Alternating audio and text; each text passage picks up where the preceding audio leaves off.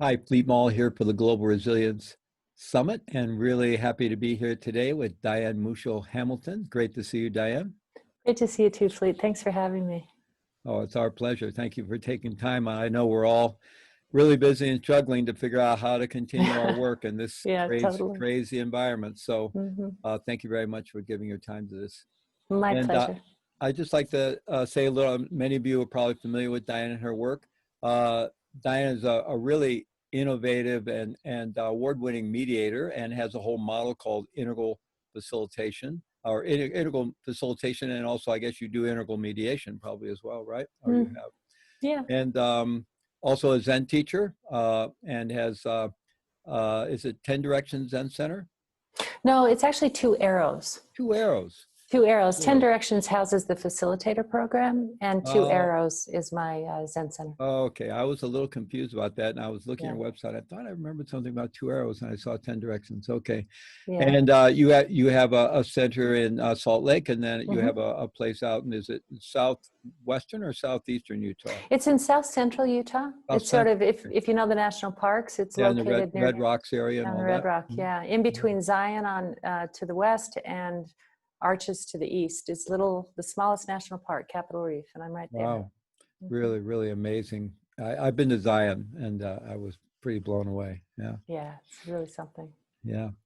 And Diane, your work as a Zen teacher, and also you've been very involved in the integral movement and with integral spirituality, and worked a lot with Ken Wilber, and also a facilitator of Genpo Rochi's Big Mind, Big Heart process. And I've been in the trenches. yeah, Fleet. you've been in the trenches for a long time. And so we have some mutual connections. We're both Zen teachers. I've had a lifelong interest in integral work as well, and so I'm hopeful we can have quite sure we can have a good conversation today. And we both studied in the Tibetan tradition originally, and Trungpa Rinpoche was. That's right. You were at Naropa in I think 1984, right? Correct. Yeah. Yeah. So we share a lot of context, and here we are in the middle of this incredible situation, and you know, the one of the favorite expressions I've been hearing from a lot of folks about this big mess we're in is like it's really quite a shit show, and it certainly is that. But I don't know why I find that relieving. Well, there's some humor in it, and it breaks through our seriousness and our use of language and so forth. I mean, actually, this is such an incredible thing. I watch CNN usually where I get some of my news anyway, and even they've been loosening up there because they're so lost, their heads are spinning, and I've been expecting Anderson Cooper to say shit show any day now. Any minute, that's any coming. minute.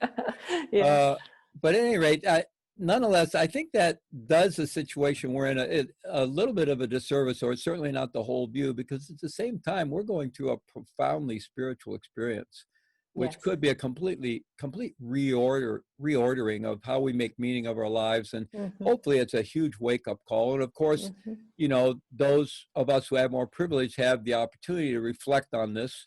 And hopefully we are getting the wake-up call, and that we can really begin to write our relationship with the earth and with each other and our fellow species, and just really think about what are we doing here on this planet in new and different, more transformational, deeper ways.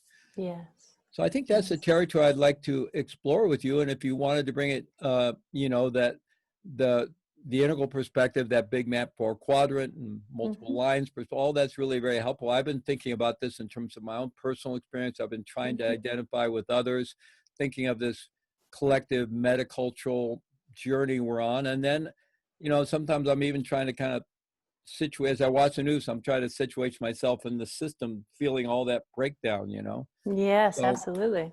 So just anywhere you'd like to go with that, we'll just kick it off and we'll go back and forth a little. All right, Fleet. Well, let me respond to two things. First, I want to respond to, you know, not only is this a very challenging and disruptive time, which is more disturbing because of the illness and the mortality rates and just what we know that people are experiencing in their families related to sickness and to death and to the attempt to care. So it is challenging and disruptive, and because it's global, because something like half of the people on the planet right now are in some sort of quarantine or lockdown, and their movements are limited, and they're, in a certain way, we're being forced and asked to turn inward. And so what do we mean by spiritual, I think, is an important thing to kind of establish, first of all. And that is that, you know, one of the way that Ken Wilber talks about spiritual, and he says if you really examine spiritual literature, there's at least 14 different definitions in terms of what we mean. But one way to think about it is just what you said, which is matters of ultimate concern. What is it that we really most fundamentally care about? And what is the purpose of our lives on this planet? And how do we orient to ourselves, to each other, and to our situation? Particularly if you have a view that there's something that transcends or permeates, if you will, our relative condition. Something that's not limited to the highs and lows, to illness and death, to whether we're making money or we're not making money, but there is a way in which our deepest nature is beyond those things. And so there is an opportunity from a spiritual perspective to use this in the service of that. And so the ability to turn inward and to do our practices, to engage communities of practice right now online around issues of ultimate concern and also resilience, which is what you're doing. And then I think another thing that we could add, and maybe I'm saying this slightly differently than you said, you know, what's our relationship to the environment? But maybe even just a challenge to our over-reliance on the material and our impulse towards greed. I think human beings have actually seen the problem of aggression. We've seen the problem of war and fighting. It's not to say that everybody is in the same place about that, but a lot of the stability that the European continent enjoys came precisely because they endured the First and Second World Wars, and they just know better than to keep doing that.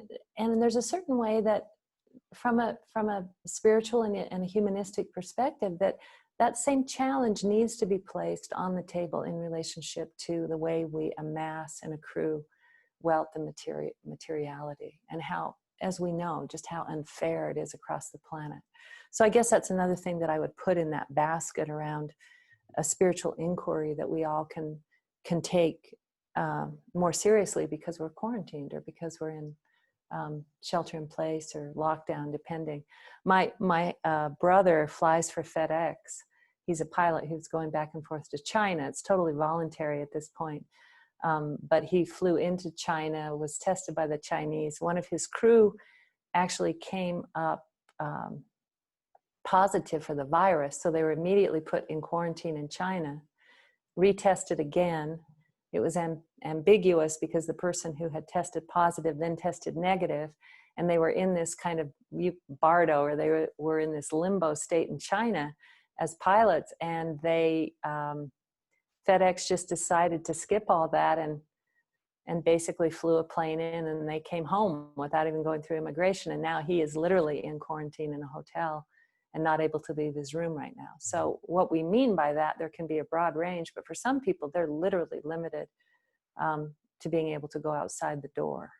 So it's important to notice that. And that gives us a lot of time to contemplate, and a lot of time to look inward, and a lot of time to really evaluate where our deepest, what the matter of ultimate concern really is to us. So I really agree with you about that potential. And it's helpful to have online communities. And then I'll talk about integral in a minute, but that was a mouthful. So let me take a break. Okay. No, that's Yeah. all right.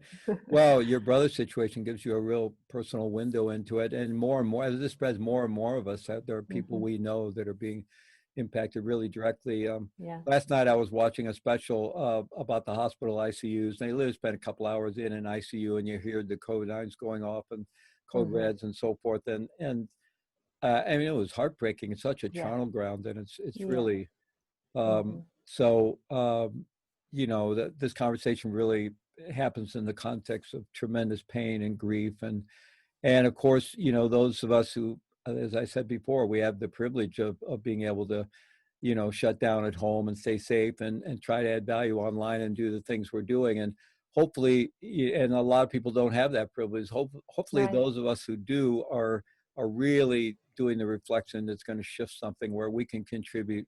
because a lot of us, with more privilege also have more impact in terms of the way we've been using resources, That's right. the systems we've been participating in and so forth. So Mhm. hopefully this is a really big wake up call. And I'm just curious what you think about the nature of, obviously that's going to be an individual, collective, cultural, systemic phenomenon, to whatever extent we do wake up, or to whatever extent there's some kind of reactive mess that happens out of this. Interesting you brought up the stability post world wars in Europe. Maybe we learned something, but those world wars happened after they'd been through the 100 years Yeah, in Europe. they've So been through hell. Absolutely. Absolutely. whether we learn or not seems, there's not certainty around that. But Mhm. maybe you could talk about that big map perspective of what we're going through, where it could lead, what might be the leverage points that we could contribute to a movement that would be more healing and transformative.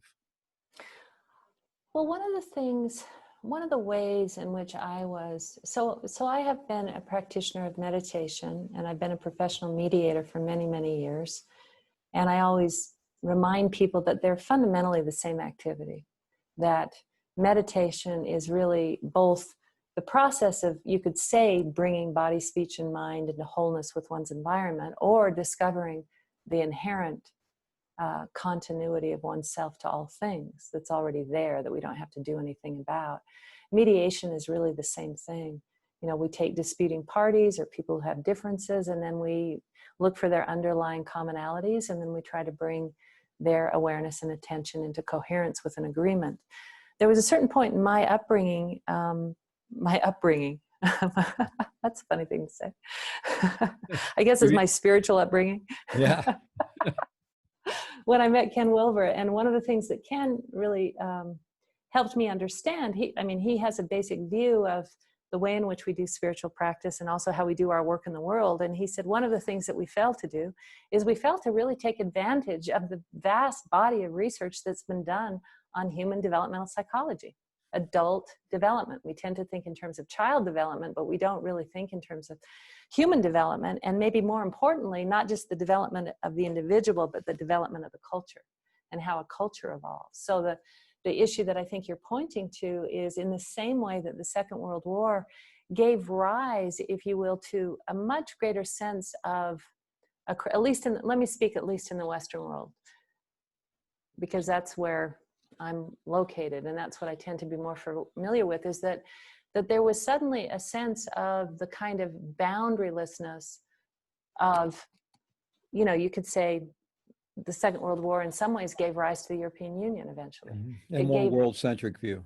And a more world-centric view. And we also found that the civil rights movement in the States, actually, there had been Jim Crow and all the obstacles to true equality, and there was new breath in the civil rights movement, that the feminist movement emerged after the Second World War, that there was a great flowering of this aspiration towards equality that really needed to be met with a challenge to the ways in which we hold biases on our interior. But that calamity actually gave rise to some of the more recent movements in human culture to try to actually create more equity and more fairness around the globe, and to represent everyone. The UN doesn't have much of a budget, and it certainly doesn't have a military, so enforcement is really difficult. It's the first time humans really ever came together in that kind of way, where there was a larger body than simply nation states, and prior to that, kingdoms and fiefdoms and all of that.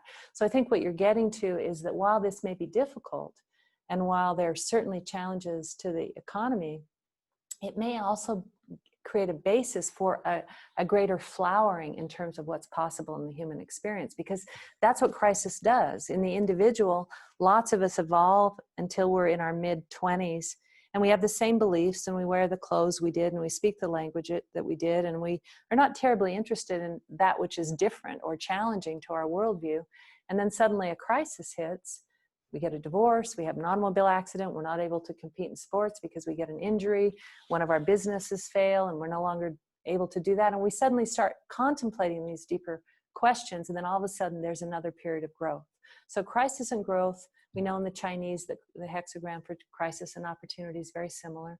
So I think you're just pointing us to the potential, if we engage our practice and one another in the way that has the most integrity and virtue, we may really see something come out of this. It's good for the whole of humankind.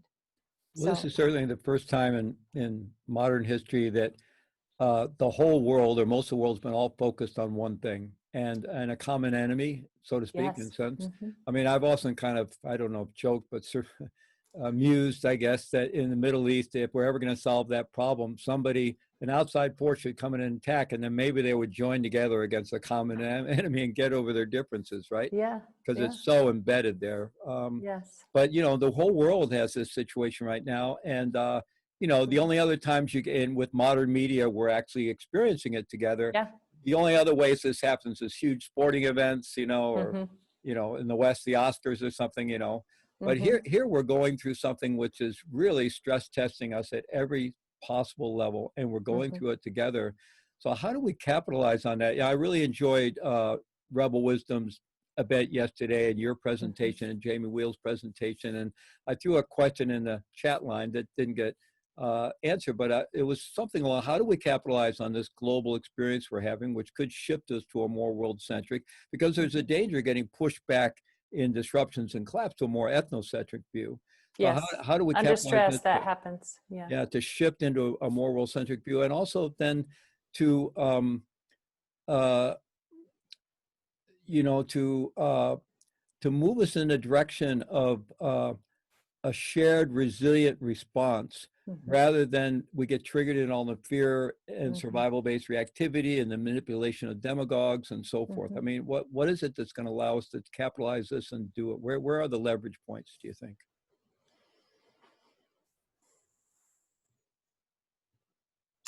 Well, one of the things, let me just speak in again in the form of integral theory, and I'll just point to 4 leverage points that I think are very important. So the first leverage point is how we work with our own awareness. And as you said, how do we cultivate individual resilience and responsiveness, and how do we collectively create more anti-fragility, which is a kind of an important word at this point as well. So how are we working with our own mind, our own individual mind? And are we engaging meditation practice? Are we working with our emotional states? What exactly is our relationship to our own body and mind in this time? So that's an enormous leverage point, because resilience, the human body is massively resilient. We have a very, very long history of dealing with, humans are, it's in our hard drive to deal with difficulty. And so how are we relating with ourselves? The second thing would be just what sorts of practices and behaviors are we actually engaging in, you know? So being aware of our own mind and our own system and taking a perspective on it, and then engaging practices that are supportive. I even notice in myself right now, the 2 practices that are most critical to me in terms of my own individual body are sitting meditation and exercise. It's just, they're just absolutely needed, because I need to be able to move my body, maintain my energy levels, and the hormones and the positive hormones that result from exercise just create more ease in the system altogether. And then sitting meditation, I'm able to release and differentiate from my thoughts and become present to what's actually in the here and now. And there's always what we call self-fulfilling joy available in a deep sitting practice. So those 2 are massively important. Now, when I think about my relationship to others, and so we can talk about now the collective, there are 2 dimensions to the collective that we want to pay attention to. One is the cultural context that we're in. So there's a large cultural context of the globe. And as you pointed out, not only is this one of the first experiences that's worldwide in that way, we also have the internet, which actually allows us to communicate about the experience. So that is quite amazing. We're having a similar experience, and we're also communicating about it in real time. That is incredible. So there's a global culture. Then we have kind of the national culture that we're oriented to, and our local cultures. You're on the East Coast. I don't know what the impact of the virus is in your locale. You may not know what it is in mine, but we actually have access to that. What's most important in my mind in terms of culture right now is that we tune in on those larger levels, but we make a very hard and fast decision around where we're receiving guidance and whose maturity levels actually and truth-telling actually appeal to us. So I'm on this call with you because I know your history, I know your practice, and I know your intention. And I know that the community that you're working with is a very deep and rigorous community that's oriented to awakening and also to service. So for me, That's what's going to happen, is that's a leverage point. What choices are we making around who and how we receive guidance, and the culture that we're actually embedding ourselves in for our fundamental viewpoint? Because you can find any viewpoint online. You can find any way to work with this. And you have to be clear with yourself. It's a good thing to tune into other perspectives, but one needs to know where one's own heart and mind is. So that feels very important to me. And then the fourth area really has to do with these larger systems and how we're participating in these larger systems and how they're evolving and changing. And the first system that comes to my mind right now is healthcare. And, you know, for a country as wealthy as ours, not to be able to, I mean, we're big and we're complex and we're polarized. So there are all those issues, but, you know, healthcare is like a big deal. So what is our commitment around healthcare and helping it evolve in a way that everybody benefits from it? What are the economic systems and how are they operating? Is it a time where we should be looking at universal income? Is it a time where we should be supporting businesses in order to stay in business and keep people employed? Like, what is our actual relationship to the economics? And what are the ways in which we can contribute to more fairness in the culture at large? I know that you do a lot of work with the prisons, and now I understand with probation and parole and the court system, which I have a lot of experience there as well. I haven't made myself available to any of that yet because I'm still looking for how to offer. So what are the big systems and what are the ways that we can contribute to transformation in those domains? And what do we really think about that? And are we taking the time to educate ourselves so that we can have a view that will help society move in a direction that's good for the whole and not good for certain constituents and not for others?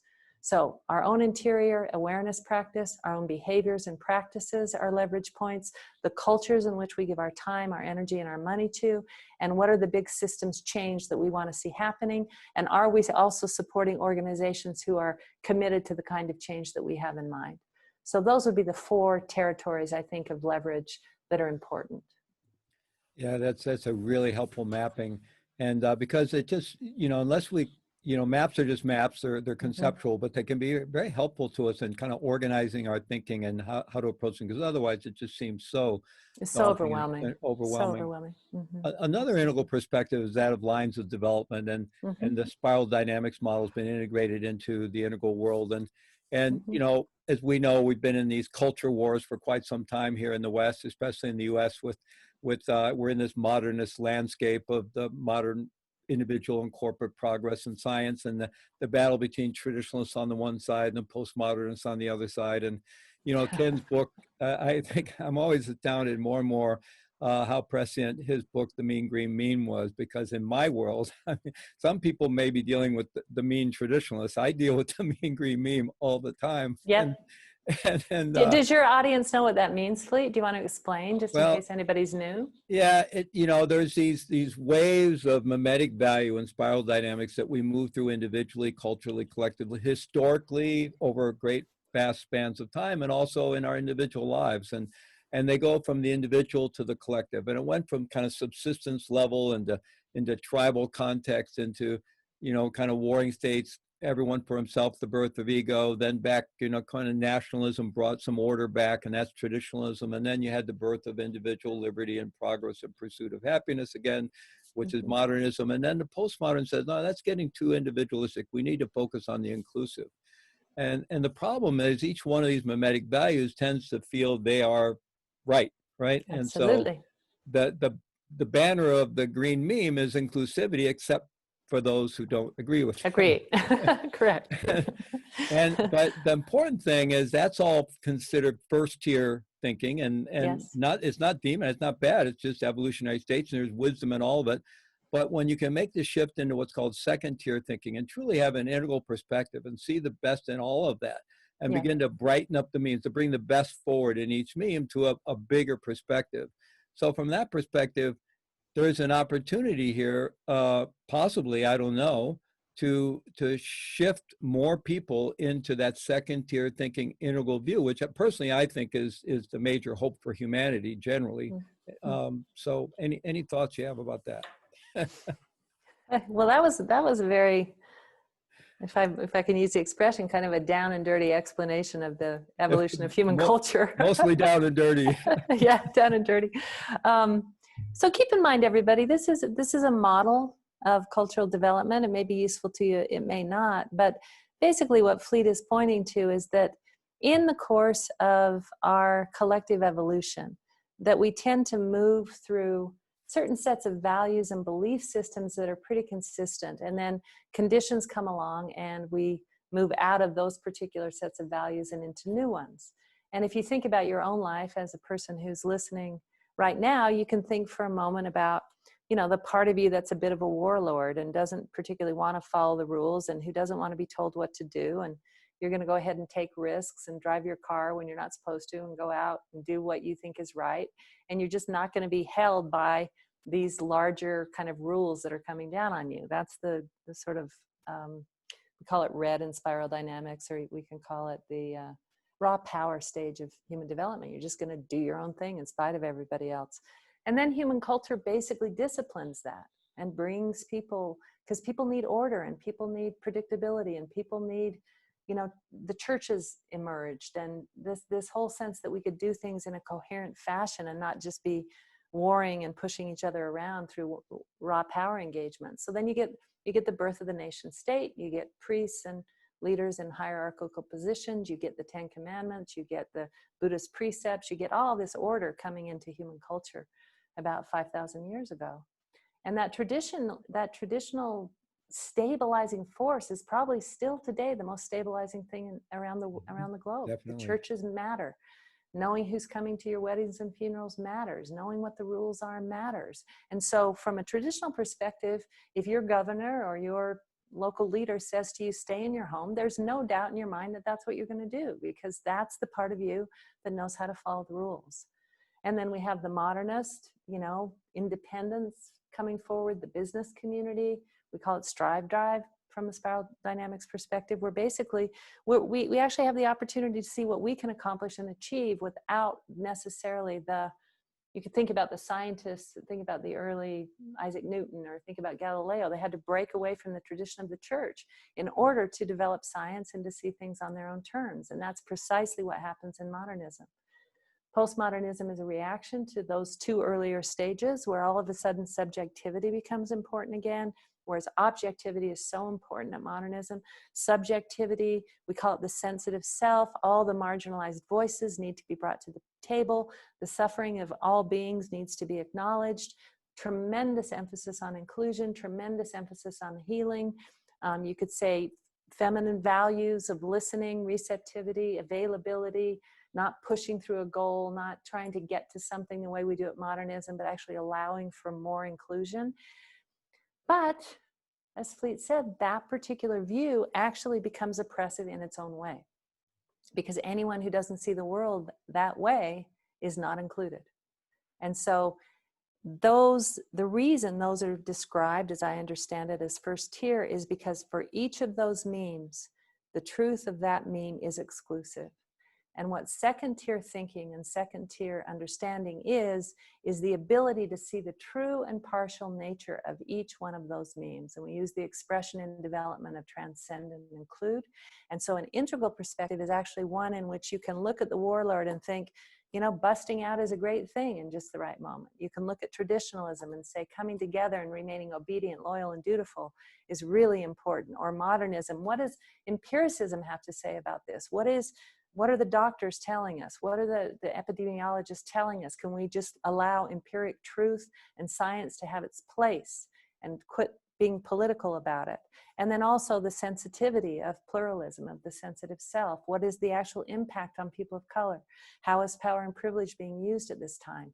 Who needs to be heard that has not been listened to heretofore? What are the ways that we're not extending enough to undocumented workers or people who may be adversely affected because of their position in society? So you can see how all of these together create this enormous gestalt for a kind of responsiveness, but you have to be able to hold multiple perspectives. And that is actually a hallmark in human development. It doesn't come easily. It is hard fought. And you'll just check with yourself, people who are listening. You've probably been in lots of conversations, and how many times have you allowed for there actually to be multiple truths coexisting at the same moment in an atmosphere of relaxation and listening? And that's the test for integralists. Can you actually allow these multiple points of view to coexist and then still privilege what's most important to you? So that was a long-winded way of re-saying what you already said. Well, thank you for a much less down and dirty, much more nuanced, much more elegant description. I'm not sure about that, but very, very helpful. And it's right now. I would say it's probably in some ways these are broad generalizations, but it's the traditionalists that'll help us not lose faith in this yes, situation. absolutely. It's the modernists are going to save our butt. Yep. With a vaccine or what and have treatment, vaccine, treatment and so absolutely. forth. And it's a green meme that's going to build community and bring us together. Yes. But then the question is, what do we do, right? And so, that ability to transcend and include. So going back to the 4-quadrant map you referenced before, and those leverage points of our interior individual, of our behaviors, the way we act, the way we show up in the world, of our collective sense-making and metacultural journey that we're on, and then the systems. So, how can all of us, or how can do our own work, but also engage in a world that we're inviting others to transcend and include at whatever level they're in, so that we all can just kind of brighten up the memes and move forward into hopefully a more integral way of actually transforming from this crisis rather than devolving, which I think is certainly possible. Yeah, it is possible. I talked about my brother a moment ago, and it's kind of interesting because he basically is, we don't want to this is a very loose description because everybody's unique, and in some ways we can't really stereotype people. My brother's very world-centric. He flies internationally all the time for FedEx, and he was a United pilot before that, and he's militarily trained, so he has a deeply traditional core, but he also has this modernist sensibility and a lot of sophistication, and he's a global person. And coming back from China, I heard him say something that was a little us and them and kind of unusual, and he's just like, we just have to stop doing business with Chinese. I just felt his traditionalism kind of come up in a way that I never saw it before. And so I kind of said to him, tell me more about that. And is that really possible at this time? I mean, if we all sort of like collapse back into the nation state, isn't that regressive? And how do we actually move forward? And I'm not a diplomat, and I'm not a businessman. I'm not an executive like at Nike who's dealing with, the Chinese government and Chinese sensibilities all the time. But I think that the challenge for people like you and me is to actually be able to hold practice and engagement that includes questions that haven't been typically on our plate. Mm-hmm. So questions about healthcare, questions about the economy, questions about finance, like actually educating ourselves. You're on the Rebel Wisdom call, so that we can support people in different domains besides their interior, besides our local sanghas. But the big systems, I think, is where we start to be intimidated, and we have political views.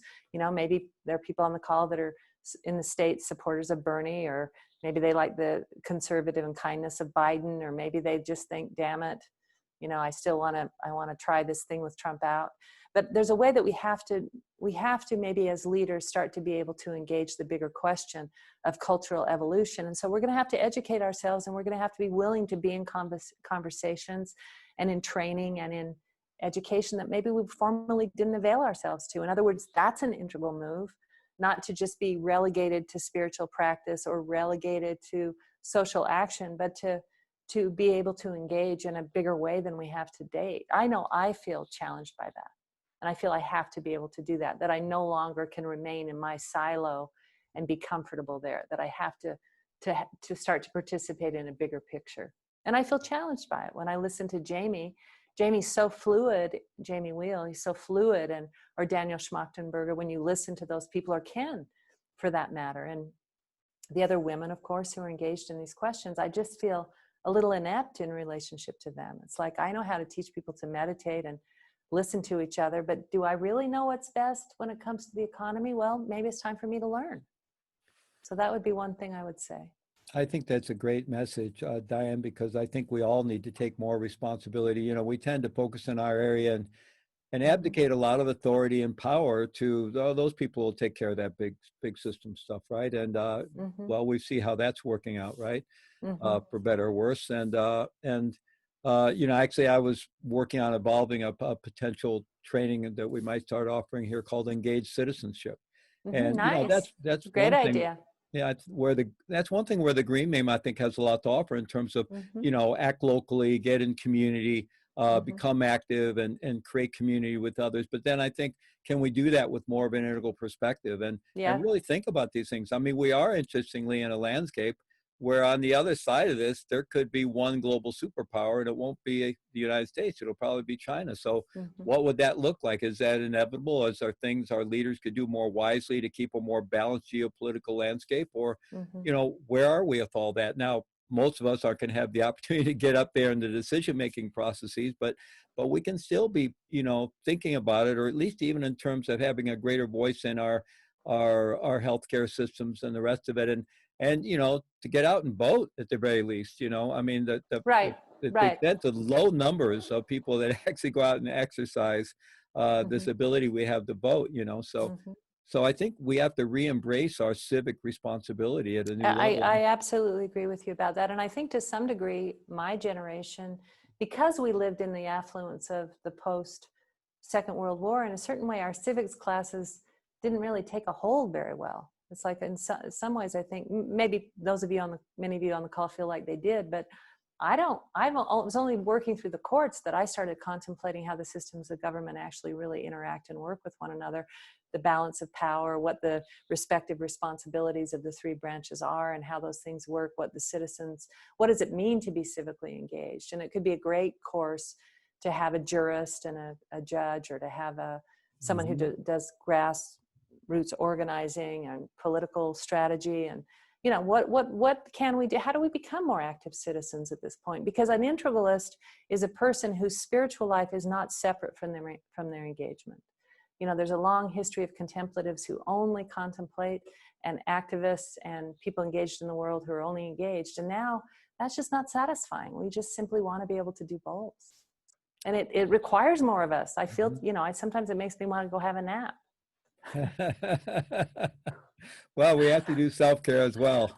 One thing I like about listening to Jamie Wheel on various podcasts and conversations, he's definitely about self-sufficiency and doing, being prepared if Yeah. things get really bad, right? And I think we all need to be thinking about that. I mean, my partner Sophie and I are doing a lot. We got a wood stove recently. We're going solar. We're putting in a garden. We're doing lots of things to become more self-sufficient here. And that doesn't mean we can just withdraw into, at the same time, I think we have to engage with each other. And so the how of that we'll each have to figure out. But I think, you've given us a lot of ways to think about it and ways to imagine into it. And maybe, maybe that's something we could collaborate on in the future, some kind of engaged citizenship I'd love training or that. something That'd be great. That'd be beautiful. Yeah. Yeah, I would love that. Absolutely. Well, thank you. This has been wonderful. And I would like to invite you to lead us in a brief, resilience enhancing practice or meditation practice of your choice. I was laughing with my assistant this morning because I was saying, help me think about what a good resilience practice is. And the first thing that came to my mind was just shaking your fist at the heavens. That's a good one. Just shake your fist. I remember there was a time when I was, my son who has Down syndrome was, I had taken him down to the mall, and he was about 10 and his stepsister was about 10, and she had him at the mall for about an hour. So I went to pick him up because he was going somewhere and she was staying, and he was furious. He was just furious because the world was not, his stepsister was not meeting his desire, and he wanted some fries and she wouldn't buy him any. And so he was just stomping his feet and furious, and I picked him up, and just as I was pulling away, he leaned out the back window and like literally to his waist, and he had his fist and he shook it at her and he said, "You're gonna pay." So a good fist shaking once in a while is a good resilience exercise. Yeah. So the other exercise that I think it would be really important is an exercise of simple kind of feeling inclusiveness. And sometimes my experience in the context I work in is that people want to be able to feel and do feel, but there's some sort of sense that what we feel is wrong or incorrect because it's unpleasant and it feels like an obstacle in the body. So I'd like everybody just to take an upright posture for just a moment. And I always like to just rock a little bit side to side on my sits bones and feel where the balance in my abdomen is, and just a little bit of back and forth. And if you'd like to make a circular motion with letting the breath move into the belly, and just feel the buoyancy of your form in this moment, and then come to stillness.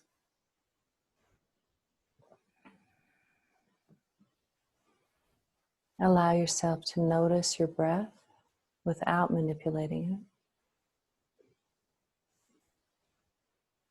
it. And I'm going to invite you to let yourself feel very fully any sensation that is in your body right now. And we'll just take a moment to let you scan and feel sensation.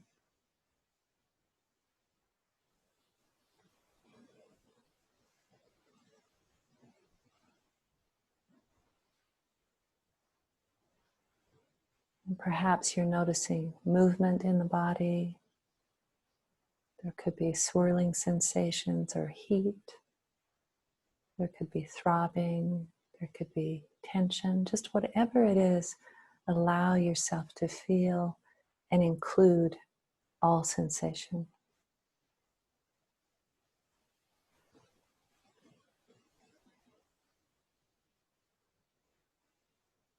And just breathe naturally and create a big open space for everything that is occurring in the feeling sensation or the feeling domain to be included.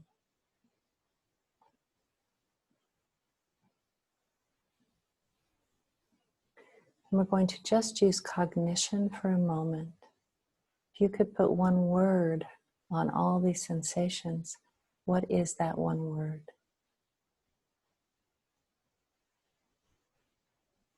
I notice in myself that one is a little bit insufficient, so one or two.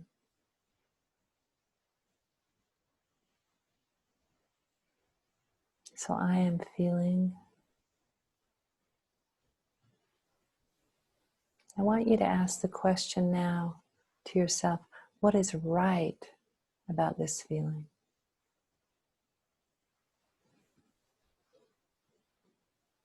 What is true about this feeling?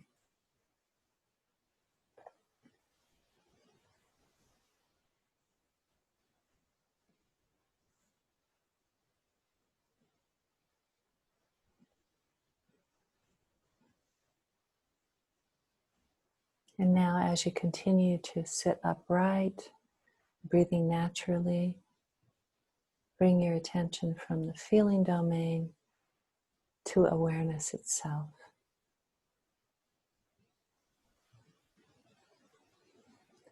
Identify as an open field of awareness which is available, vast, non-judging, open, and very durable. And allow whatever feeling is present to simply reside in this open, boundless space of awareness.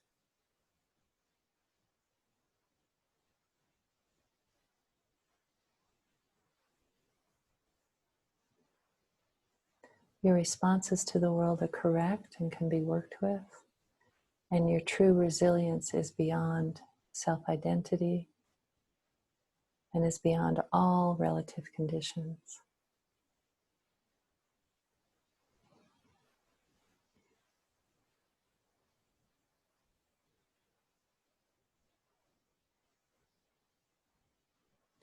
Thank you for this opportunity to be on the call. You can open your eyes. Philippe, thank you very much, and I really encourage everyone to practice. It's a time of practice, and I want to really thank you for letting me be here today.